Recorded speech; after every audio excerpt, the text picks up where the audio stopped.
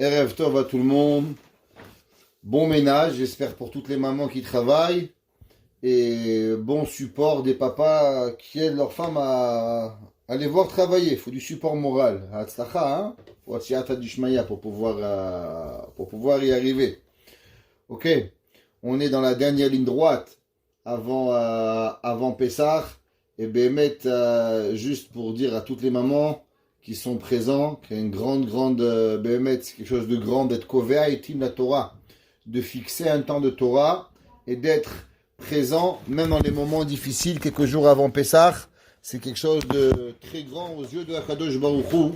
Et il ne faut pas prendre ça à la légère et de penser qu'on fait rien. Bémet, c'est un moment, chaque personne qui prend du temps pour étudier la Torah après des journées fatigantes, au travail, ou bien des personnes qui font leur ménage et qui arrêtent pour donner un cours de Torah, pour venir écouter que le rabbin il est intéressant ou qu'il n'est pas intéressant, vous avez le même sachar. Ce que je dis c'est bien ou c'est pas bien, mais vous aurez le même sachar bashamaim. On raconte, il y avait un jour le Sefer, le Baal Hafla. Le Baal Hafla, c'était le Rav du Khatam Sofer. Et le Baal Hafla, il a dit un jour, il est arrivé au Beth Midrash, il a dit Rabotai, je suis sûr d'avoir le Olam Haba. Alors ses élèves lui ont demandé, Rabbi, pourquoi? Comment tu es tellement sûr? Il dit, vous savez, moi j'ai une femme qui se tue pour la Torah. Elle travaille pour moi, elle s'occupe, elle s'assure que j'ai tout ce que j'ai besoin. Maintenant moi, je viens en Beth Midrash, des fois j'étudie pas, des fois je glande, des fois je me glande à moitié. Je sais pas si j'aurai par rapport à mon mérite, je vais avoir l'Olam Haba. Mais elle a fait tout ce qu'elle a fait pour avoir un mari Talmid Chacham. Donc quand elle va rentrer chez Akadosh Baruch Hu, elle va dire, Dieu, regarde, moi, je me suis levé tôt, j'ai travaillé, j'ai fait. Maintenant, si mon mari il a glandé, c'est son problème, c'est pas le mien. Moi, j'ai fait tout ce que j'avais à faire pour bémettre avoir un mari Talmid Chacham. Et il dit, écoutez, donc ma femme, c'est sûr qu'elle va avoir l'Olam Haba. Maintenant, moi, c'est peut-être oui, peut-être non. Mais si moi je serais au Gehinam et ma femme au Olam Haba, ce ne sera pas au Olam Haba, parce qu'elle m'aime bien. Elle veut finir sa vie avec moi. Par le mérite que ma femme, elle va aller au Olam Haba, parce qu'elle s'est levée pour moi, alors moi je suis sûr, moi aussi, d'arriver au Olam Haba. Donc Béhémet, le but souvent du cours, c'est pas tellement intéressant ce qu'on dit. Le but c'est qu'on arrête et qu'on se dit à Kadosh Baruch Hu, qu'on va venir faire la Torah. Alors Kadosh Baruch Hu, il voit l'effort. C'est marqué dans le Pasuk. Nodam Bashe'arim Bala. La Eshet Chayil, cette femme, c'est extraordinaire. Elle s'est fait connaître Bashe'arim, dans les portes de la ville, Baala, son mari. Beshifto imzikne aretz. Quand son mari, il étudie et il s'assoit avec les vieux de Eretz. On va voir qu'est-ce que ça veut dire. Le pshat pachout du pasouk, c'est rapporté dans Rashi. Rashi dit, vous savez, sans vouloir critiquer personne et sans vouloir dire du bien de personne, mais c'est une metsiout. Il dit Rashi, comment on connaît à combien une femme, elle s'occupe de son mari? Comment on connaît? Il dit Rashi qu'une femme, elle est à la maison, son mari vient au Beth Midrash. La chemise, elle est propre. La chemise, elle est repassée à 4 épingles. Est-ce que le mari, il a un beau costume? Est-ce que, je parle pas de chair. Est-ce qu'il est propre? Est-ce que sa cravate, on peut voir la tchouk-tchouka d'hier, la mayonnaise de la semaine dernière? On peut voir, les enfants, ils arrivent à la synagogue, vous demandez, mais qu'est-ce qu'elle croit, la mère? Ils sont allés au football ou ils sont venus dans une synagogue? Qu'est-ce qui se passe? Il dit, Rashi, Noda Basharim Bala. Une femme extraordinaire, une femme importante. Comment on reconnaît si c'est une femme de maison? Si on reconnaît si c'est une personne qui fait attention à son mari, à ses enfants, Basharim Bala. Quand son mari vient à la yeshiva, quand son mari vient au kollel, quand son mari vient à la synagogue, comment il est habillé? Est-ce que lui il est propre sur lui-même? Vous savez, souvent les hommes, ils n'ont pas ce toucher féminin que les femmes elles doivent avoir, la couleur de la cravate, les chaussures qui sont pas cirées. Qui c'est qui doit rappeler à son mari? Fais A, fais B, fais C. C'est pas qu'on est chas v'shalom des enfants. Loin de là. Et des hommes, ils sont très capables. Leur femme, elle sait même pas ni le costume bleu, ni le costume noir. Bon, Hachem, ils sont capables. D'autres, ils sont moins capables. Il dit Rashi qu'un homme, il est vu à travers le monde. Comment? Comment on connaît si la femme elle est chez Traïl? À travers Bashar Imbala. Comment son mari il est? Alors on peut savoir. Un homme qui est calme, c'est qu'à la maison c'est calme. On raconte mon arrière-grand-mère. Ouais, en bas de chez eux, ils avaient un policier qui vivait. Et des fois il était gentil, et des fois il était méchant. Alors ma arrière-grand-mère elle disait, hé, Yabim, monsieur le policier, qu'est-ce qui s'est passé? Tu t'es bagarré avec ta femme que t'es méchant aujourd'hui? S'il était gentil, et seulement que sa femme était gentille avec lui. S'il était méchant, alors ça veut dire que sa femme elle était méchante avec lui. Il dira Shinoda Bashar Imbala Nikar ou Ben Chaverav. Un homme, il est reconnu dans ses habits, comment ils sont beaux. Plus le mari, il est bien posé, le mari, il est bien habillé, et plus on va louanger sa femme. Beshivto imzik nearetz. La deuxième partie du pasuk, ça qu'on va parler ce soir, ce qu'on appelle Beshivto imzik nearetz, quand il est assis avec les anciens de Eretz. De quel Eretz on parle? De quelle terre on parle? Et si on parle d'Eretz Israël, alors pourquoi maintenant, depuis le début, on n'a pas parlé de Eretz Israël? On a vu que la femme est chez Traïl, elle va, elle coud, elle fait 1 million de choses, et pourtant, on n'a jamais parlé de l'importance de Eretz Israël. De quoi on parle maintenant de Eretz Israël? Avant d'avancer, on va lire et traduire un morceau du Zohar. Le Zohar à Kadosh, il se trouve dans la première partie, et le Zohar, il explique, comme on a expliqué souvent, que la Eshetraïl, c'est le rapport d'un Neshama avec Akadosh Baruch Hu. La Neshama, c'est féminine, Akadosh Baruch Hu, c'est masculin. Comme la Shechina, c'est féminin, et Akadosh Baruch Hu, c'est masculin. Pourquoi? Parce que la Shechina, Akadosh Baruch Hu, Kaviachol, c'est un rapport homme et femme, comme si qu'on est ensemble, on est amoureux l'un de l'autre, on se parle.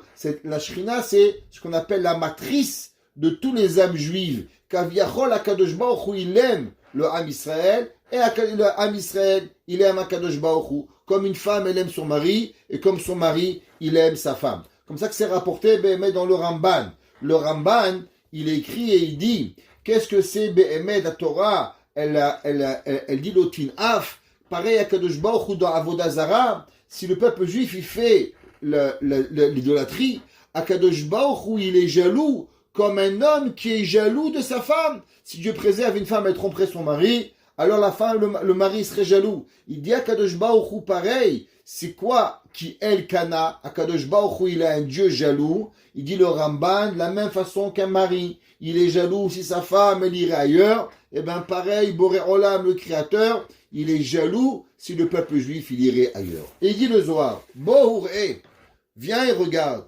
Akadosh Baruch Hu nit'ala bikaro. Akadosh Baruch Hu, il est monté. Vous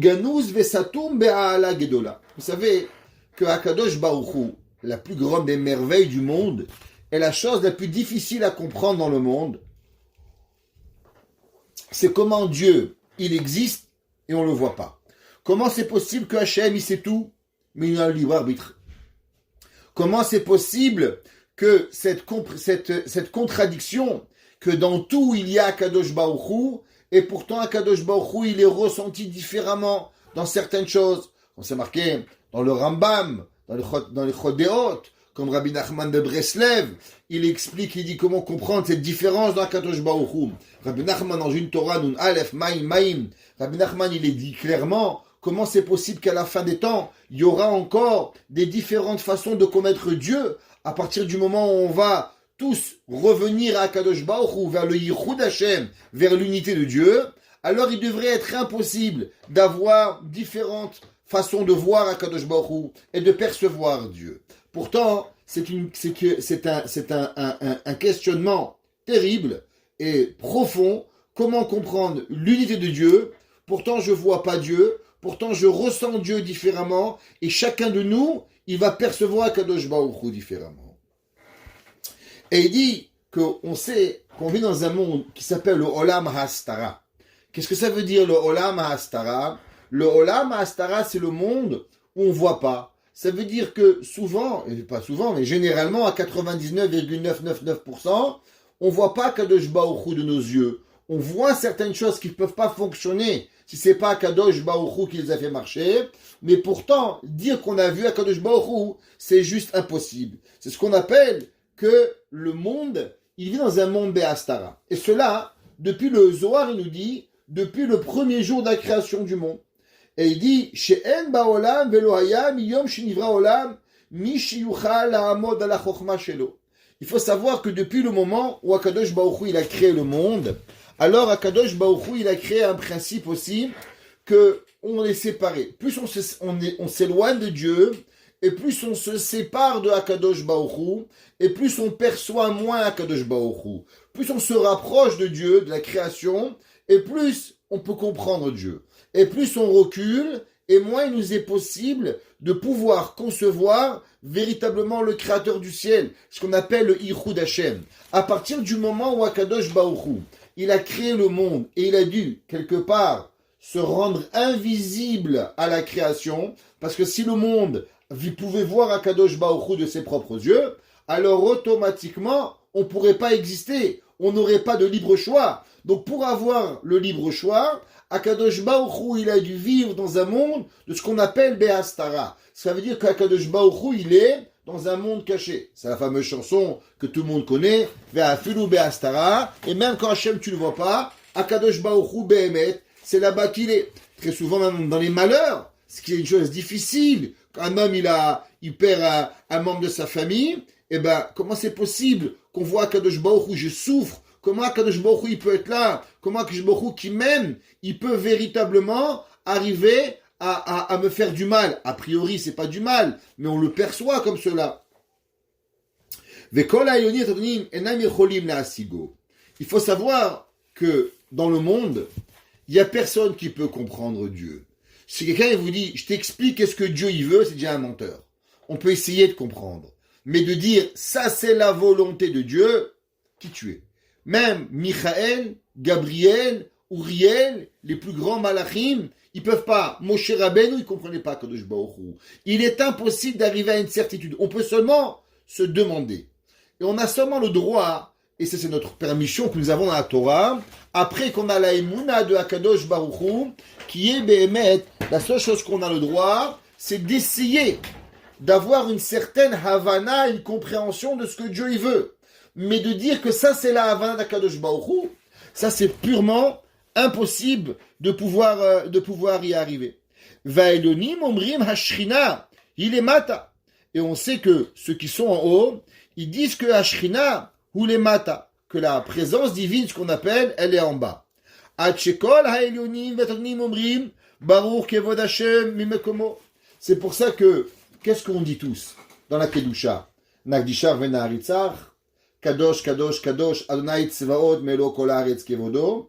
Et après on dit Baruch Kevod Adonai Mimekomo. C'est quoi cette bracha extraordinaire que nous disons Baruch Kevod Hashem Mimekomo? Il dit le Zohar que les malachim le disent, que tu sais où se trouve véritablement la présence divine d'Akadosh Baruch Hu, eh bien elle se situe ici-bas, dans le monde. Pourquoi? Mishum Shelonoda, V'lo Mishechol Ha'amod Bo. Parce que personne ne peut avoir cette compréhension de la gloire d'Akadosh Baruch Hu. Et demande le Zohar, Ve'ata Omer, Noda Ba'She'arim Ba'ala, que tu sais où est Akadosh Baruch Hu, c'est qui Ba'ala? Quand on parle du mari dans la Torah, alors bien sûr, on parle de tous les maris physiques, mais c'est aussi une métaphore par rapport à Akadosh Baruch Hu, par rapport au Créateur du ciel, qui s'appelle, comme on a expliqué au début du cours, le mari de la Shrina. Bien sûr, c'est pas un vrai mari, c'est une partie de Dieu, mais c'est juste pour une métaphore pour pouvoir comprendre. El avada enoda b'ashirarim bala. Zeu akadosh baruch hu shu noda u musag.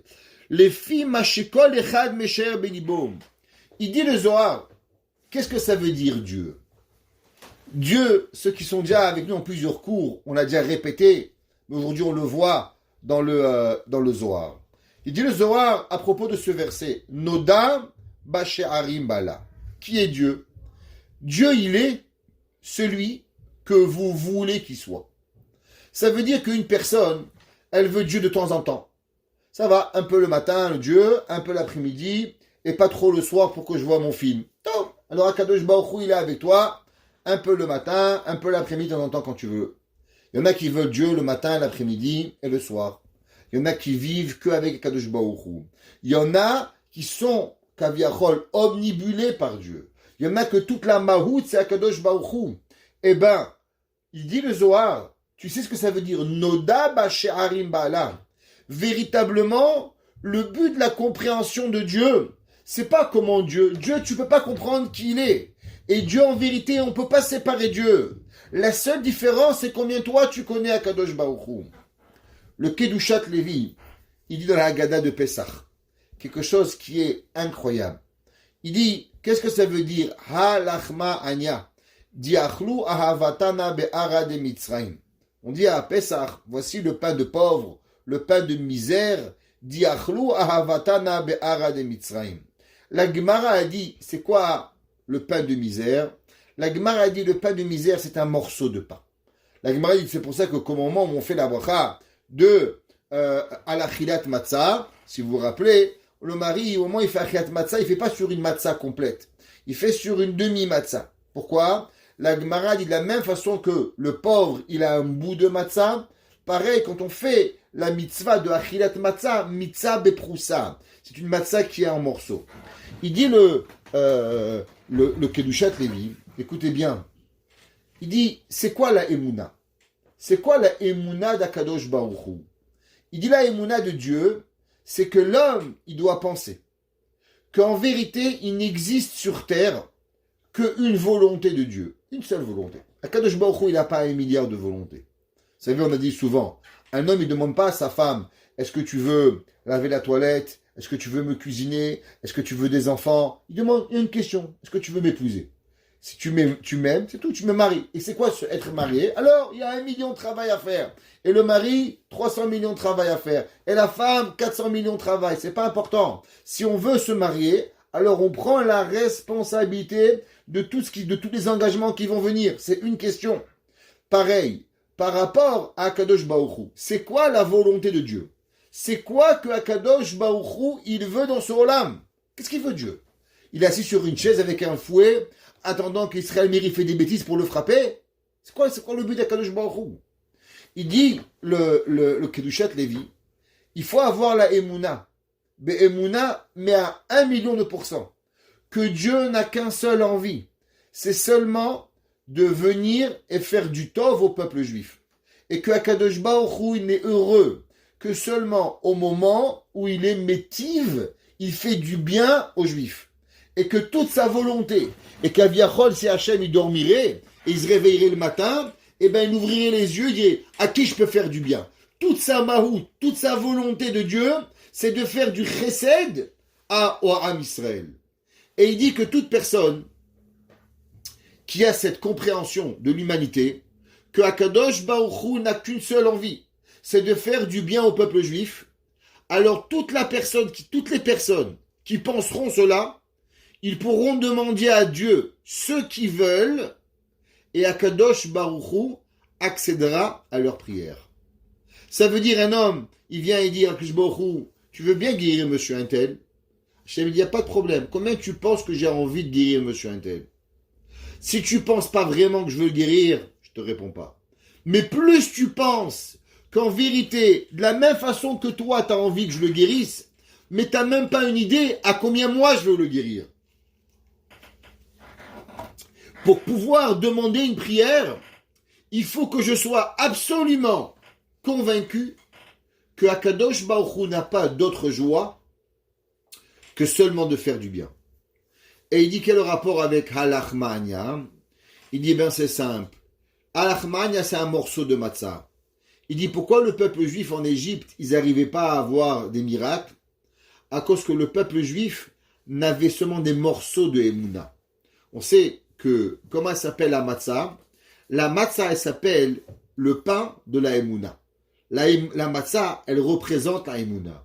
Plus la personne, elle a une Emouna complète, et plus il peut demander à Kadosh Baruch Hu. C'est pour ça qu'on sait que le soir de Pessah, c'est dit le Zohar, c'est marqué dans le Harizal, que veut dire le mot Pessah? Pessah, la bouche qui parle. Qu'est-ce que ça veut dire? C'est le moment où on peut tout demander. Pourquoi on peut tout demander? À cause que véritablement, à Pessah, notre émouna, elle est complète. Plus la personne, elle peut venir et elle peut, elle a rempli son cœur de émouna, que Dieu n'a cette volonté, et plus Bémet Akadosh Baruch Hu il veut.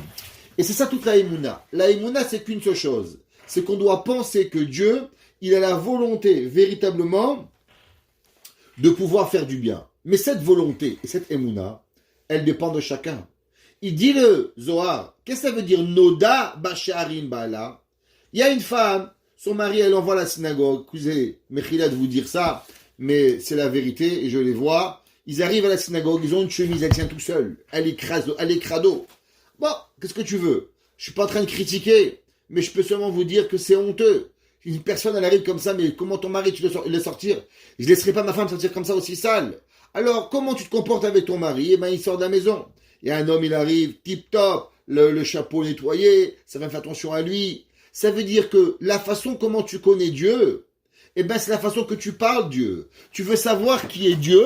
Eh ben, faut se demander combien toi tu comprends Dieu. Noda Basharim Bala. De la même façon que ton mari, on le connaît. Par rapport quand il arrive à la synagogue, s'il est propre, s'il est sale, s'il est souriant, s'il pue, s'il sent bon, s'il ressemble à un Ben Adam. Quand tes enfants ils arrivent, est-ce qu'ils pensent qu'on est dans une synagogue ou dans un terrain de football?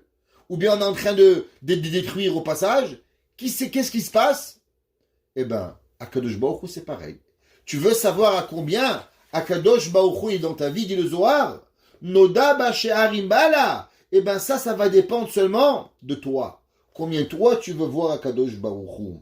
Et dit chez Kol Echad Meshaer Belibo, Kefi Shiyuchal Asik Beruach HaChochma.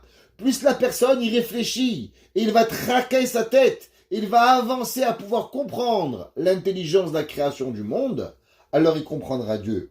Ou les filles Meshaer Belibo, Kel Noda Belibo, ou Mishum Ze Katuv Noda Be'ashari. Dainu Bashiurim. Il dit le Zohar, qu'est-ce que ça veut dire She'arim? She'arim veut dire des portes. Il dit le Zohar, ici, le mot She'arim veut pas dire Behemet des portes, mais ici ça veut dire Shi'ur, une mesure. Noda Bashiurim. Tu veux connaître Dieu? Eh ben c'est par rapport à combien toi tu connais Dieu. Un jour on a demandé à un Rav, Rabbi, combien elle vaut une mitzvah? Il lui a dit la mitzvah elle vaut le prix que tu lui donnes. Qu'est-ce que ça veut dire? Si un jour, toi, tous les jours, tu vas étudier la Gemara, tiens un rabbin, tiens un chiot de Torah, ton copain dit, allez, David, on va au café, c'est bon, allez. Quoi, tu arrêtes un cours de Torah pour un café d'$1? Ça veut dire que ton cours de Torah, il vaut $1. Un gars, tous les jours, il amène à son père à manger, il s'occupe, il le lave, il lui donne le plus grand kibbutz d'Avaim, il appelle au téléphone tous les jours. Il lui dit, mon frère, viens, on va faire un petit tennis, ok, il n'appelle pas son père. Bon. Alors, le code il vaut $30. Ta mitzvah de kibbutz d'Avaim, elle vaut $30. Il y a un lit, tu veux venir avec moi? Je t'amène à Miami. Il dit, je peux pas, mon père. Il dit, je te paye l'hôtel. C'est pas mon père. Il dit, si tu veux, je t'amène en avion privé. Il dit, je peux pas, mon père. Qu'est-ce que tu viens de faire? Tu viens de donner un prix à la mitzvah de kibbutz d'Avaim qui est infini. La mitzvah, elle a le prix que tu veux. Dieu, il est Dieu, combien toi tu veux? Noda Bashiurim. Combien toi tu le mesures? Eh ben c'est ça Kadosh Baruch Hu qui veut arriver. Aval she'enoda karaoui en mi sheyuchal ha'asig ve'edat oto. Et dit mais il faut savoir que aussi grand que tu pourras comprendre Dieu, ça sera seulement par rapport à ta capacité. Mais véritablement combien Kadosh Baruch Hu il est, personne n'y peut savoir. Et ça c'est Noda Basharim Bala, à combien Be'emet Akadosh Baruch Hu, il peut exister. Dit le Zera Shimshon. Qu'est-ce que ça veut dire Noda Basharim Bala, comme on a expliqué? Ma'u Eretz. Qu'est-ce que ça veut dire ce mot Eretz? Noda Basharim Bala Beshivto im Zikne Aretz. Pourquoi d'un coup on parle des vieux de la terre? Les vieux, Ziknim, point. Et on sait, Zekenim, ça représente la Chokhmah, ça représente l'intelligence. La Gemara dit En Zaken et la Mishikan la Chokhmah. Il n'existe pas un homme vieux, seulement une personne qui a acquis l'intelligence. Alors en quoi ça représente véritablement le Eretz ici? La Gemara, on va parler d'un sujet aujourd'hui qui touche le peuple juif particulièrement depuis la Deuxième Guerre mondiale, mais qui a une question qui se pose depuis pratiquement 1800 ans. Il y a une question que toutes les gens se posent, à savoir ce nouveau monde que l'on vit, qui s'appelle le monde de la Torah. Je vais expliquer qu'est-ce que ça veut dire. Le monde de la Torah, pendant des années, c'était que un homme qui voulait étudier la Torah, il devait avoir un père ou un beau-père riche. Ça veut dire que un gars étudie la Torah, son père ou son beau-père y payait, souvent les beaux-parents payaient, ce qu'on appelait les dots. Alors il étudiait 3 ans, 4 ans, 5 ans. À la fin de l'année, la fin du temps, il n'y avait plus d'argent, alors le mari partait travailler. Ça, c'était la vie. Aujourd'hui, Baruch Hashem, il n'y a pas tellement de dots. Les papas, ils peuvent être contents que quand ils marient leur fille, ils ne doivent pas donner 10 000, 20 000. À l'époque, vous pouviez rêver d'avoir un bon khatan si vous n'aviez pas une dot. Moi, un jour, quelqu'un m'a dit, tu sais pourquoi mon mari, il est chauve? Une vieille femme. Je lui dis pourquoi? Il m'a dit, parce que moi, j'avais plus de dot.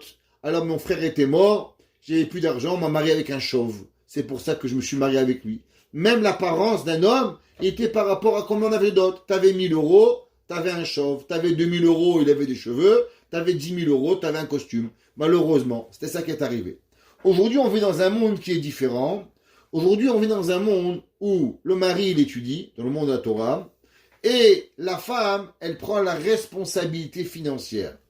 Beaucoup de parents, ils se posent la question, est-ce que ce monde-là, c'est un monde inventé? C'est un monde qui existe? Est-ce que Béhémet, la Torah, quelque part, elle recommande quelque chose comme ça? Comment la Torah, elle voit cette femme? Est-ce que cette femme-là, elle est une femme battue? Une femme qu'on abuse? Mskena, la pauvre femme, son mari, il est assis sur une chaise et elle est en train de travailler. Comment la Torah, elle perçoit ce rôle-là? Beaucoup de monde associe ce monde de Torah, qu'on pourrait dire que la femme travaille pour que le mari va étudier la Torah. Ils associent ce monde-là au monde du Chazonish. Il faut savoir qu'après la Deuxième Guerre mondiale, celui qui a énormément fait pour que les hommes reviennent à la Torah, il n'y avait plus de Bachou Yeshiva, il n'y avait plus rien, c'est vraiment le Chazonish qui a recréé en Israël en tout cas le monde de la Torah. En Amérique du Nord, celui qui a recréé la Torah du monde que l'on connaît, c'est ni plus ni moins Rav Aaron Kotler. Rav Aaron Kotler, le fondateur de la Yeshiva de l'Ekoud, à son temps, n'était pas aussi grande et prestigieuse que maintenant, mais c'est lui qui va recréer un monde de Torah. Et ce monde de Torah, il s'est créé en parallèle avec un accord entre le monde de la Torah des Yeshiva et les séminaires. À savoir qu'on allait éduquer les femmes à devoir aller travailler pour leur mari. On va se poser une bonne fois la question, est-ce que ce monde est un monde qui est hypocrite? Est-ce que c'est un monde qui est légitime? Un monde de louanges? C'est quoi ce monde? Venons, on se pose une bonne fois la question, c'est quoi Béhémet? Quel est le regard de la Torah par rapport à ça? On a fait un jour une émission sur Torah Box avec cela, par rapport à Rabbin dans la cité, et on va ici en redébattre clairement, c'est quoi ce que la Torah, elle parle de cela. La Gemara, dans le 7e Pérec de Yoma, la Gemara, dans la page 72b, la Gemara dit Yirat Hashem Tehora Omed et Laad. La crainte de Dieu, Tehora, pure, alors Omed et Laad, elle va rester à tout jamais. Qu'est-ce que ça veut dire? Vivre, étudier la crainte de Dieu d'un monde pur, alors elle va exister à tout jamais. La Gemara, elle nous ramène. Et la Gemara, elle nous ramène un concept très intéressant. Elle dit Alomed Torah Betahara. La Gemara, elle dit c'est celui qui étudie la Torah avec pureté. Qu'est-ce que ça veut dire étudier la Torah avec pureté? Alors pour pouvoir comprendre cela, le Zera Shimshon, il a dans Parashat Shemini, il a un concept qu'il va expliquer et que on va débattre aujourd'hui. Ce concept, il est aussi rapporté dans le Chida, dans le Sefer Petach Enaim. Et ça, je vais prendre quelques secondes pour expliquer. Il y avait un jour le roi David Amelech. Qui ne connaît pas David Amelech? David Amelech, il était un jour, il a voulu construire le temple. Quand il a voulu construire le temple, alors, il a découvert un puits qui s'appelait Shittin. C'était quoi Shittin? Shittin, c'était le puits où Akadosh Baruch Hu, il avait littéralement mis toute l'abîme du monde pour pouvoir y arriver. Et dans cet abîme du monde, au moment où on a découvert cet abîme-là, alors il y avait le monde qui était en train de se détruire, et David Amelech, il est venu, et il a demandé, est-ce qu'on a le droit de fermer ce trou?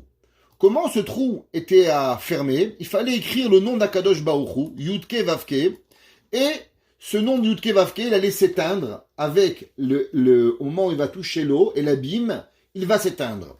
Il a dit David Amelech, celui qui connaît, est-ce que nous avons le droit d'effacer le nom de Dieu ou pas? S'il ne dit pas, il va être tué. À l'époque de David Amelech, il y avait deux hommes qui étaient géants en Torah. Un, il s'appelait Doeg Adomi, et un, il s'appelait Achitophel. La Gemara dit que Achitophel, il a dit, si déjà, pour faire la paix entre un mari et sa femme, quand une femme elle est sota, que son mari doute, est-ce qu'elle a trompé, on a le droit d'effacer le nom de Dieu. À plus forte raison, au moment où Béhémet, on est en train de sauver le monde entier, qu'on a le droit de faire la paix dans le monde. Alors on a écrit ce nom. La Gemara dit qu'à la fin, Doeg Achitophel, il va être tué. La Gemara dit pourquoi il va être tué. La Gemara dit parce que comme David Amelech il avait maudit, même une malédiction à condition, elle va de nouveau exister. Le Chida il dit je comprends pas. Doeg Adomi et Achitophel étaient deux géants de la Torah. Comment c'est possible que la Torah, elle les a pas protégés? La Gemara, elle dit, quelle différence il y a entre une bougie et le feu? C'est marqué Kiner mitzvah ve Torah or. La mitzvah, elle est comme une bougie. La Torah, elle est comme une lumière. La Gemara dit, quelle différence entre une bougie et la lumière? La Gemara dit, parce qu'une bougie, tant elle brûle, elle protège. La lumière, elle protège tout le temps. Et la Gemara dit que la Torah, elle protège l'homme à chaque moment de sa vie. Il demande le Chida, je comprends pas. Tu veux m'expliquer comment c'est possible que la Torah de Achitophel, elle ne l'a pas protégé? Il dit le Chida, à cause que véritablement, Achitophel, il n'étudiait pas l'Ishma. Il n'étudiait pas pour Dieu. Et puisqu'il n'étudiait pas pour Dieu, alors automatiquement, la Torah, elle ne lui a pas aidé. Mais sur ça, il y a une grande question que tout le monde demande. Vous savez, la Gemara, elle dit, Mitor shelo lishma, balishma. Quand un homme, au début, il va à l'école, où il sait, tu vas venir étudier juste pour Dieu, sans récompense, qui va étudier? Personne. Même le Rambam, dans Shmone Prakim, il écrit et il dit le Rambam, qu'une personne, comment on apprend la Torah aux enfants? On leur dit, tu vas devenir rabbin, tu vas voir, c'est beau. On leur raconte un peu des histoires, comme si que le rabbin il va être riche et que tout le monde va venir chez toi et tu auras du kavod. Ouais, et l'enfant il va étudier la Torah. Et après, il aime tellement la Torah, il oublie tout. Il sent goût avec Akadosh Baruch Hu. Il est prêt à prendre toutes les hontes du monde, rien que pour apprendre la Torah. Ishtabar Shemolahad. Ouais, à combien la Torah elle est belle. Alors, qu'est-ce qui s'est passé? Pourquoi Doeg et Achitophel, eux ils ont étudié la Torah, ils avaient peut-être pas l'envie d'étudier. Mais pourquoi ça ne s'est pas transformé chez eux l'envie par la suite d'étudier la Torah? Il dit le Zera Shimshon dans Parashat Tazria, vous regarderez là-bas, dans le mot Yud, là-bas il dit que la raison pourquoi Doeg et Achitophel, vous savez pourquoi ils ne sont pas réussis que la Torah, elle leur donne du lishma, à cause qu'ils n'ont pas étudié Betahara. Ils n'ont pas étudié la Torah avec pureté. Et qu'est-ce que ça veut dire d'étudier la Torah avec pureté? Et la Gemara dit que tout celui qui étudie la Torah avec Yirat Hashem, la Torah, elle va lui rester à tout jamais. Il va avoir une spéciale Siyata d'Ishmaya. Il va avoir une aide particulière du ciel. Et la Gemara, elle demande, Ok. Et comment on a cette aide? C'est quoi? Comment c'est possible d'arriver à avoir un homme qui étudie avec Tahara? On parle pas que le gars il habite à Paris. On parle pas qu'il habite à Manhattan. Ouais. On parle le gars il habite à Souria, Pompédita. Il habite à Yerushalayim. La Gemara demande comment on peut étudier Betahara. Le Yetzirara il est fort. Comment c'est possible?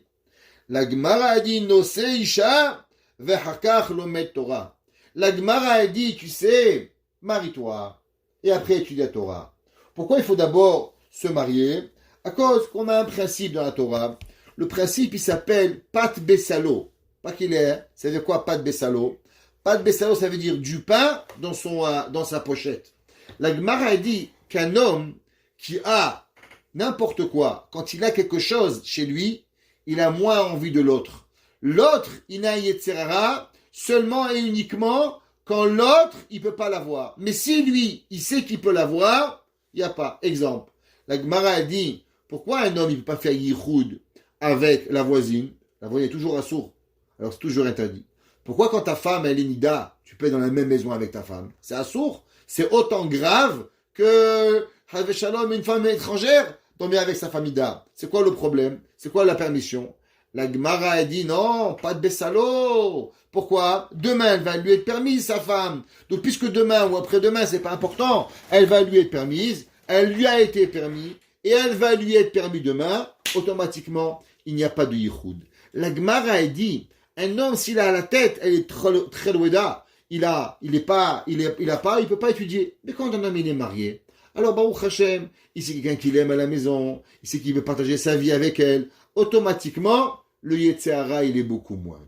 On voit combien Rav Ovadia Yosef, par contre, par exemple, était très contre le mouvement Ashkenaz de marier les enfants très tard. Il dit, mais comment? La Gemara a dit, Halomet Torah betahara. La Gemara a dit qu'il faut étudier la Torah avec pureté. Un bachor de 24, 25 ans, comment il peut étudier avec pureté? C'est impossible. La Torah, elle oblige de marier avec pureté. Marier jeune les enfants, pas attendre. 20 ans, yalla, mazal tov. S'il trouve, bien sûr.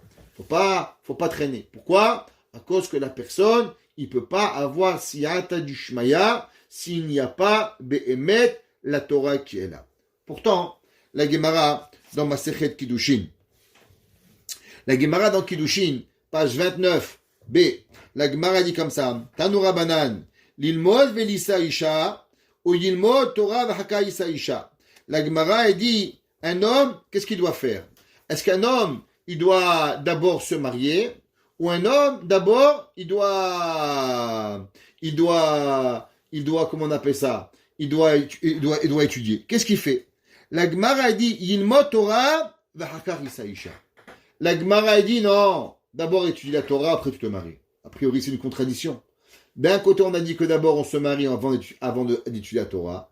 Et d'autre côté, la Gemara dans Masechet Kiddushin a dit, non, d'abord tu étudies la Torah, et après tu vas te marier.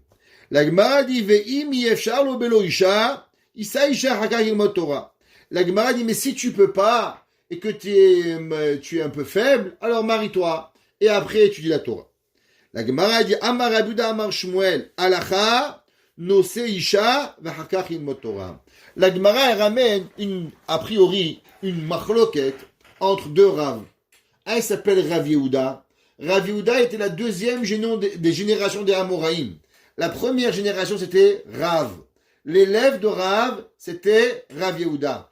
Rav Yehuda, il a eu 2 maîtres. Il y avait 2 rabbins contemporains. Un qui était à Soura, un qui était à Neardea. Soura, c'était Rav. Neardea, c'était Shmuel. La Gemara dit, Rashi comme ça d'apprendre dans Masechet Sukkah, que Rav Yehuda était le Rav de l'élève de Rav. Quand Rav est décédé, il est devenu l'élève de Shmuel. Amar Rav Yehuda Amar Shmuel. La Gemara a dit, Rav Yehuda Amar Shmuel, il a dit, Alacha nose isha v'hakach yilmod Torah. Il a dit non, Alacha, marie-toi d'abord. La tête doit être propre, pure. Après que tu as la tête pure, tu vas étudier la Torah. La Gemara a dit, Va'amran de Rabbi Yochanan. Ouais. La Gemara a dit, Rabbi Yochanan, il a dit, mais comment tu peux te marier comme ça? Rehaim al Tzavaro. Un homme, quand il se marie, c'est une responsabilité, le mariage. Il faut nourrir sa femme, il faut l'habiller, il faut des cadeaux. Qu'est-ce qui va arriver? il va se marier et doucement, doucement, il va quitter le kollel. Il va aller travailler. Alors, qu'est-ce qui va arriver? La Gemara a dit, Rechaim betzavaro, veyasok batorah. Est-ce qu'un homme, il peut arriver à étudier la Torah comme c'est possible? Alors la Gemara lui répond, elle dit, vélo plié. Halan vehaleu. La Gemara dit, tu as raison. Behemet, Rabbi Yochanan et Rav Yehuda Amarav, les deux parlent de deux cas de figure différents. Et la Gemara, elle emploie ici un mot, halan vehaleu. Un c'est pour nous et un c'est pour eux. Alors qui est nous et qui est eux et de quoi on parle? Il y a une machloket entre Rashi et Rabbeinu Hananel. Ok? Rashi, il apprend la Gemara comme ça.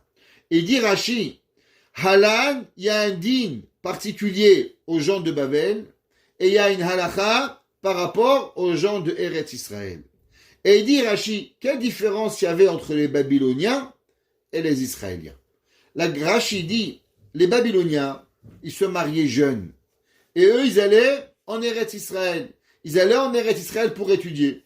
Donc comme ils allaient en Eretz Israël pour pouvoir étudier, alors automatiquement, ils n'avaient pas à la maison fait rien.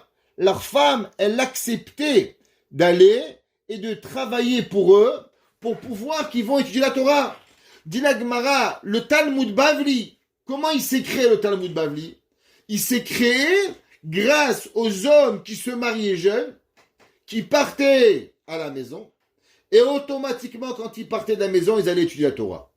Et la Gemara a dit, et qui c'est qui s'occupait de leur parnassa? La Gemara a dit, eh bien leurs femmes. Le Talmud Bavli, qui est la halakha dans le monde, quand il y a une maroquette, le Bavli, le Yerushalmi, qui a sorti les plus grands rabbins des Amoraïm, elle s'est créée comment? Il s'est créé grâce au Messirut Nefesh des femmes, que les femmes ont laissé leur mari partir étudier, et elles travaillaient pour leur mari. Alors la Gemara dit, quand tu es belle en Babel, et que ta femme, elle est prête à travailler pour toi, marie-toi jeune, et après tu vas étudier la Torah. La Gemara dit, Vehaleu, mais en Eretz Israël, c'est pas comme ça. Alomdim bimkomam, eux, ils apprennent la Torah. Et les femmes israéliennes, elles faisaient pas comme les Babyloniens. Elles travaillaient pas pour eux. Elles, les maris devaient travailler. Alors quoi? S'il va se marier, tout va devenir sur lui. Et comme tout va devenir sur lui, alors automatiquement, dit la Gemara, que les Israéliens, à l'époque, ils avaient Eretz Israël, ils étudiaient, et après il va se marier. Ça veut dire que, quelque part, la Gemara nous explique qu'en vérité, la façon d'étudier la Torah, c'est quoi? C'est de se marier et après d'étudier. Parce que quand un homme il est marié, quand un homme il est dans la pureté, quand un homme est dans la Tahara, l'étude, elle va avoir une siyata du shmaya particulière. Le seul problème, la Gemara dit que si un homme il n'a pas une femme, il n'a pas quelqu'un qui va le soutenir dans la Torah financièrement, alors il ne pourra pas y arriver. Alors il ne va rien étudier. Alors on préfère étudier à moitié que d'étudier véritablement. Alors de rien étudier. Alors les Israéliens, alors ils étudiaient, après ils se mariaient. Mais bien sûr, c'était pas pareil. Alors automatiquement, la halakha n'a jamais été nifseket comme les Yerushalmi. Pourquoi? Parce qu'ils n'avaient pas cette garde. Ils n'avaient pas ce garde-fou qui était le mariage, qui les protégeait de tout ce qui pouvait arriver. La Gemara, la fin de Masechet Sanhedrin, la Gemara, la fin du premier Pérec, la Gemara là-bas raconte qu'il y avait un Amora. Sa femme lui demandait, qu'est-ce que tu veux manger? Du poisson ou de la viande? Il dit du poisson. Elle faisait de la viande. Tu veux du poisson ou de la viande? C'est de la viande, c'est du poisson. Tu veux halavi ou bassari? Il dit halavi, il avait bassari. Et du matin au soir, il lui faisait comme ça. Son fils lui dit, papa, mais pourquoi tu divorces pas? Il lui a dit, parce qu'elle s'occupe de mes enfants et qu'elle me protège de la Avera. Ça veut dire qu'un homme, il doit savoir à combien Behemet, la personne, la femme, elle lui protège de la Avera. Combien c'est important le mariage. Combien on est obligé. La Torah nous dit ici deux choses. Un, que véritablement, nos enfants font des mariés jeunes. Deux, c'est quoi la Eshet Chaim? La Torah dit grâce à quoi Noda Bashe'arim Balam. Comment Behemet, la femme, elle va arriver? C'est seulement parce qu'elle a pris pour elle le rôle de pouvoir véritablement prendre le joug de la parnassa. Qu'est-ce que ça veut dire être avrir kolel? Beaucoup de personnes y pensent, on est avrir kolel, bon mais attention, chas v'shalom que je manque quelque chose, faut que je sois avrer, faut que j'ai une maison, pas n'importe quelle maison, faut que j'ai des meubles, blainara, pas de prise unique, pas de je sais pas où, il faut avoir les meilleures qualités de meubles, que vous et moi, après 25 ans de mariage, on n'a toujours pas. Mais il faut qu'ils ont la première année de mariage, il faut qu'ils ont un 4x4, il faut qu'ils ont une voiture, il faut qu'ils ont, et un 3 carats, et les bijoux, je t'embarque chez mon lahad. C'est pas un avrir kolel, madame, tu veux tout avoir, et monsieur, chas v'shalom, qui perd une vacance ou qui perd quelque chose. La Torah a dit, viens, je t'explique, qu'est-ce que ça veut dire avoir une Eshet Chayil. La Gemara a dit que, vous savez, à l'époque, il y avait quelque chose de particulier qui était très important. C'était les cadeaux que le mari devait donner à la femme. Vous savez, il y a encore aujourd'hui, à LA, Los Angeles, là-bas, il y a les Iraniens. Les Iraniens, chez eux, l'argent, je vous dis pas. Et quand ils se marient, le mari doit arriver avec minimum, pas maximum, $100,000 de bijoux. $100,000. Je n'invente pas le chiffre, c'est des filles qui m'ont dit, Rabbi, on ne trouve pas à se marier à cause que nos parents, ils ne laissent pas rentrer le khatan à la maison s'il n'a pas $100,000 de bijoux. Un jour, j'ai rencontré une femme, Mama, je pense, c'est une Eshet Chayil. Une femme, elle a rencontré un garçon de Montréal, et ce garçon-là était loin d'avoir $100,000, et sa fiancée, vraiment, elle avait confiance en lui. Alors, il a dit, mais d'où tu veux que je te trouve $100,000?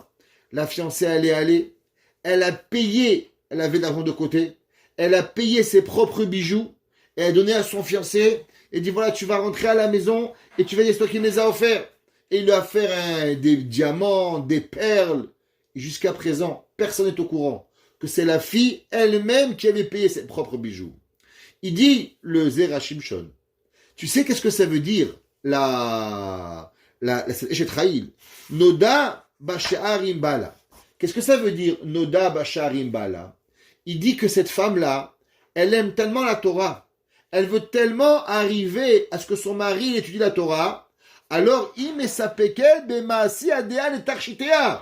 que même les bijoux qui sont normalement importants pour une fille, mais elle est mévater et tout, elle est mévater le kara, elle est mévater la bague en or, elle est mévater les boucles d'oreilles, elle est tout mévater, elle veut rien. Share marbadim astala. Il dit, qu'est-ce qu'on a vu dans le verset avant? Le verset avant, vous vous rappelez, dans le pasuk Kav Gimel, c'est marqué marbadim astala. Elle a fait pour elle-même. Pourquoi tu fais pour toi-même? Depuis quand elle pense à elle, cette femme-là? Il dit oui, parce que ici, il faut que son père, il voit les bijoux. Parce que son père, il va pas accepter le khatan. Alors elle est prête à tout. Pour que jamais elle a honte. Pour pas que je dise, ah, ton mari, il est au collège. C'est pour ça que t'as pas des bijoux. Hazve shalom. Alors pour pas que son mari ait la même honte, elle se fabrique un monde. Elle va créer tout ce qu'elle doit avoir pour vivre en société, pour que son mari jamais il a honte, chas v'shalom. Mamash beyadea, velachen ba'ala yachol lisa isha tchila, v'achakach lilmod Torah betahara. Et tout ça pourquoi, il dit le Zera Shimshon? Pourquoi elle fait tout cela? Elle fait tout cela à cause que son mari, il peut be'emet étudier la Torah. Ça veut dire, c'est quoi la Eshet Chayil? Le Zera Shimshon, il dit que bien sûr, le Eshet Chayil, c'est une femme qui est extraordinaire. Parce que même il n'y a pas d'autre mot à part le mot extraordinaire. On n'a pas d'autre mot. Mais toute sa vie, elle n'a qu'une matara. C'est le limud la Torah. Maintenant, à combien tu es prête à ce que ton mari étudie la Torah? La Torah, elle veut savoir, au moment où tu vas devoir faire un choix, à ce qui est le plus difficile. Une kala, c'est quoi le plus difficile? Eh bien, une kala, c'est la bague. La Torah, elle veut savoir, est-ce que Behemet, une kala, elle serait prête à être mévateret, la bague, pour que Behemet, son mari, il est au collège.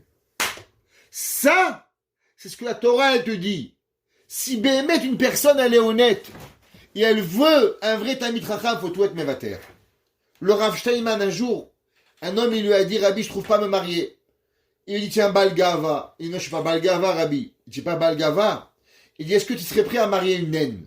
Elle dit, Rabbi, pas une naine quand même. Et tu as Baal Gava. Et elle dit, le Beth Halevi, quand il a été dû divorcer, il s'est remarié. Il a dit, un homme, il ne peut pas rester sans une femme. Un homme, il doit avoir la tête propre. Un homme, il doit être totalement avec Kadosh Baruch Hu. Comment je peux faire? Il a marié une chassida naine. Elle était tellement petite, il fallait qu'elle se monte sur une chaise pour pouvoir faire la vaisselle et faire les chalotes. Il a dit, le Rav Steinman, tant qu'un homme, il n'est pas prêt à se marier même avec une naine, alors il est un Baal Gava. C'est pas grave d'être Baal Gava, c'est grave, mais au moins que tu le sais. Mais te mens pas, crois pas que t'es sadique. Tu es un Baal Gava. Tu veux un Talmid Chacham, à quel prix? Au prix que tu as une bague, que tu as des bijoux, que tu as 6, comme les Khatanim. Ils veulent avoir 6, Y, Z, ils veulent tout avoir. Comme disait le Rav Reikin, ils veulent avoir une femme aussi belle que Marilyn Monroe, mais aussi de Tzedeket que la rabbinite. Ça marche pas, mon frère. Tu peux pas tout avoir. Tu peux pas avoir les deux. Tu peux, Hachem peut te donner, Béhémet. Mais ça peut pas être une condition à se marier. Il dit le Zerachim Shon qu'on doit avoir Béhémet à combien on est prêt à faire le Mesirat Nefesh. Et il dit que, ou basé, Torato ta'amod lo la'ad veye noda b'she'arim. Si une personne, il se marie avec ce genre de femme, que cette femme, elle est extraordinaire, que la Torah, elle est tout pour lui, comme on a ramené au début du cours avec le Baal Afla'a, que la femme, elle dit, moi, je vais aller au Lamaba, parce que moi, je donne tout à mon mari, moi, j'ai pas de problème. Alors, chez Tiye, Torato, chez Goura, Bepiv, Afilu, Beshivto, Imzikne Haaretz. Alors, une femme qui a ces concepts-là, c'est pas important où elle habite. Parce qu'on avait dit au début du cours, au milieu du cours, qu'il y avait une différence. Est-ce que il y a les gens de Babel et les gens d'Eretz Israël? Les Babyloniennes avaient plus de Messirut Nefesh que les Israéliennes. Il dit le Zerachim Shon, une femme qui a cette volonté, alors c'est pas important. Elle peut être babylonienne, elle peut faire ce qu'elle veut, elle peut habiter où elle veut. Mais on n'est pas obligé de copier tout le monde. On n'est pas obligé, pas parce qu'on habite à Outremont, alors on doit avoir Y, et c'est pas parce qu'on habite à Côte-Saint-Luc qu'on doit avoir X. La Torah, elle te dit, Noda b'she'arim bala, beshivto imzikne haaretz. Ça veut dire que le but, c'est d'habiter en Eretz Israël, d'étudier la Torah. C'est là-bas la grande Torah à l'époque. Mais pour cela, il fallait habiter en Babel. Et que les Babyloniennes prenaient sur eux cette responsabilité de la Parnassa, alors ils envoyaient leur mari. Il dit le Zerachim Shon, mais une femme d'une intégrité pure, elle peut habiter en Eretz Israël et elle peut faire pareil. Mais comment on arrive à faire pareil? On arrive à faire pareil seulement si on ne regarde pas la société qui est autour de nous. Parce que si véritablement on regarde ce que les gens y font, alors on peut pas y arriver. Il y avait un jour, j'ai lu une histoire incroyable, je pense que je vous l'ai déjà raconté, une histoire d'une femme qui est décédée, et que quand elle est décédée, alors l'histoire elle a été publiée. Elle avait un mari, le mari il adorait les livres de Torah, c'est une maladie, croyez-moi, je connais cette maladie, mais c'est une bonne maladie, Baruch Hashem. Ils aiment beaucoup acheter des livres. C'est ceux qui ont, c'est pas comme moi j'ai pas beaucoup. Il y en a qui ont beaucoup, ils aiment beaucoup de livres. Alors le mari, il aimait beaucoup les livres de Torah, et un jour, sa femme, elle voit plus que le mari rentre à la maison avec des livres de Torah. Il voit avec un petit livre. Alors elle lui demande, pourquoi tu n'as plus de livres? Et tu sais, Baruch Hashem, on a reçu notre 3e enfant, et avant, j'avais, Baruch Hashem, de quoi acheter tous les mois des livres de Torah. Aujourd'hui, nous n'avons plus assez d'argent. Alors, ça c'est pas, on peut pas arriver à avoir les livres de Torah et nourrir nos enfants. Ah, elle a dit ok. Donc, la femme elle a rien dit. Quelque temps après, le Mocher Sfarim, il passe, il dit alors Reb Shimon, il dit oui. Il dit voilà, j'ai quelqu'un qui m'a donné d'argent pour toi et qui m'a dit que tu peux venir prendre des livres. Oh, le mari il prend des livres et comme ça dure pendant 1 an. 1 an toujours, il rentre et la femme elle dit rien, elle est contente, je t'embarque chez moi là, le mari il a des livres et comme ça il commence à créer une collection de livres, je t'embarque chez moi là. Et malheureusement, à l'âge de 26-27 ans, je me rappelle plus, cette femme est décédée. Et le jour où elle est décédée, le vendeur de livres, il rentre à la il dit, je voudrais être Menachem Avel, mais je veux raconter une histoire. Il dit, oui, laquelle? Il dit, ben voilà, vous voyez cette belle bibliothèque de livres qui est ici, je veux juste vous dire d'où elle vient. Cette bibliothèque, elle vient de la bague de mariage de cette madame. Il dit, voilà, il y a 1 an, la femme est venue me voir en me disant que son mari n'achetait plus de livres de Torah. Et ça lui faisait de la peine que dans la maison, il n'y avait pas assez de livres. Alors elle m'a demandé, est-ce qu'elle peut prendre, si elle pouvait prendre comment on appelle ça, sa bague, et remplacer avec un zircon. Et que la valeur de la bague, elle donnerait à son mari tous les livres qu'il voudrait. Alors, le monsieur a dit, madame, on ne peut pas faire cela. Et elle a dit, c'est mon plaisir. Mon plaisir, c'est que mon mari. Alors j'ai changé sa bague, et je lui ai mis un zircon, et son mari ne sait même pas. Et que tous les livres que vous voyez dans la maison, ils sont le diamant de la madame. Noda b'she'arim bala. Ça veut dire, la Torah, elle n'existe qu'à travers un effort. Si on ne fait pas d'effort, on ne peut pas recevoir la Torah. La Torah n'existe pas si elle ne vient pas avec un effort. Si on veut se rappeler de quelque chose, pourquoi un enfant, il aime sa maman plus que son papa? La Gemara dit, Kabel tavicha vetimecha. Pourquoi la Torah, elle te dit qu'il faut honorer ton père et après ta mère? Parce que normalement, l'enfant, il respecte plus sa mère que son père. Ishimo ve'aviv tiraou. Un homme, il craint plus son père que sa mère. Mais kavod plus. Pourquoi un homme, il aime plus sa mère que son père? C'est une réalité, ça. Vous mentez pas, monsieur et mesdames. La réponse, elle est simple, c'est marqué dans les Sfarim.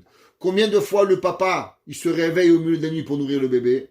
Combien de fois le papa lui change la couche? Combien de fois le papa, il a des attentions particulières aux enfants? 100 000 fois moins que la maman. La maman, elle s'occupe 100 000 fois plus. Alors l'enfant, il aime sa maman 100 000 fois plus. C'est pas compliqué à comprendre, ça. C'est la réalité des choses. La Torah, c'est pareil. Tu veux que la Torah, elle vienne chez toi? À combien tu es Moser Nefesh, la Torah? À combien, toi, tu vas faire un effort à la Torah? Il arrive Pessah, il arrive Matzah, il arrive Maror. À combien, Behemet, on est capable de faire pour accomplir les mitzvot? Plus on a la Messirut Nefesh, et plus on redonne. On a dit au nom du Zohar au début du cours, Noda Basharim Bala, Noda Bashiurim. À combien on connaît par rapport à la mesure? À combien toi c'est intéressant la Torah? À combien tu mesures la Torah? Alors à combien la Torah vient chez toi? Tu veux que la Torah elle pénètre dans tes entrailles? À combien toi tu la laisses pénétrer? À combien toi, véritablement, tu arrives à pouvoir venir? Et laissez-moi vous finir avec une histoire incroyable que j'ai écoutée de 2 frères. Il y avait un jour 2 frères bijoutiers qui arrivent, et il y a un monsieur et une femme qui rentrent dans la bijouterie. Et 45 ans à peu près. Le monsieur le regarde, il dit, oui, qu'est-ce que je peux faire pour vous? Il dit, ben voilà, nous marions notre fils. Alors le monsieur, Mazatov, il dit, qu'est-ce que je peux faire pour vous? Qu'est-ce que vous voulez voir? Il dit, voilà, non, on veut rien voir, mais ma femme, elle a un diamant. Et ce que je lui avais acheté quand j'étais khatan, mes parents étaient un peu aisés, j'avais une belle bague. Aujourd'hui, je marie mes enfants, et nous n'avons pas d'argent. Et nous ne voulons pas arriver au mariage d'une façon déshonorante.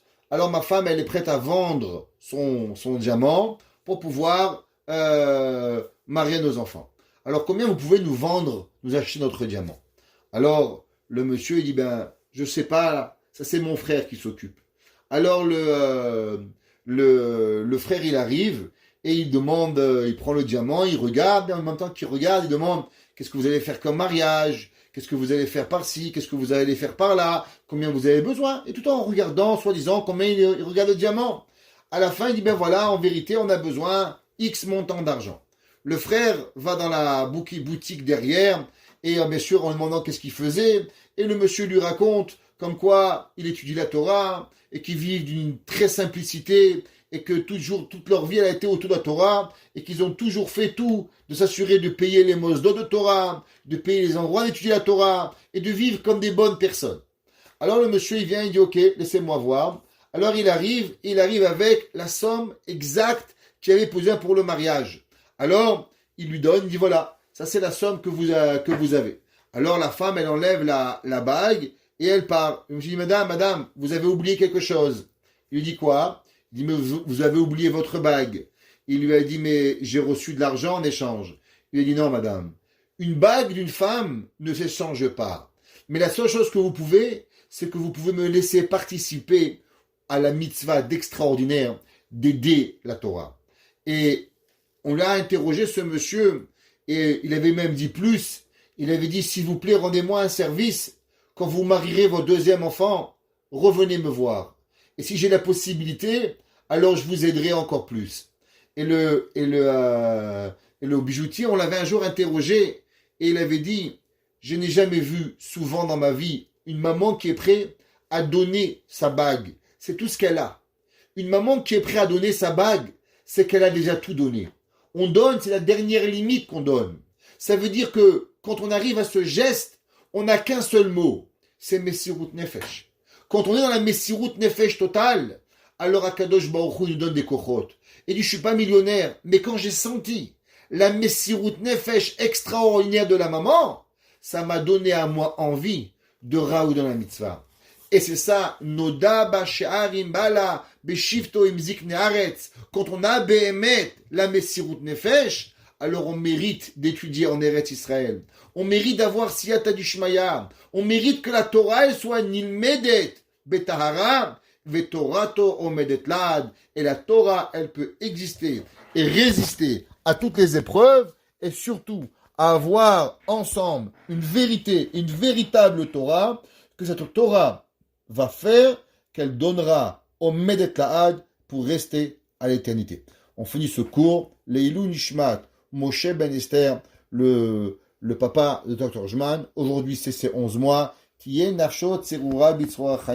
On remercie que tous les cours de Torah, ils sont dédiés à sa mémoire. C'est lui qui paye le Zoom chaque mois. Et qu'ensemble, on souhaite que Be'ezrat Hashem, il trouve la Nehama. Et que l'âme de son papa, elle soit Melitz Yosher pour le Ham Israël. Et que véritablement, il prie pour tous les malades, pour enlever le corona, et qu'on a ensemble, tous ensemble, Bet Hashem, Refoua Shelema, Bebiet HaMashiach, Bimera Biyamenu. Amen.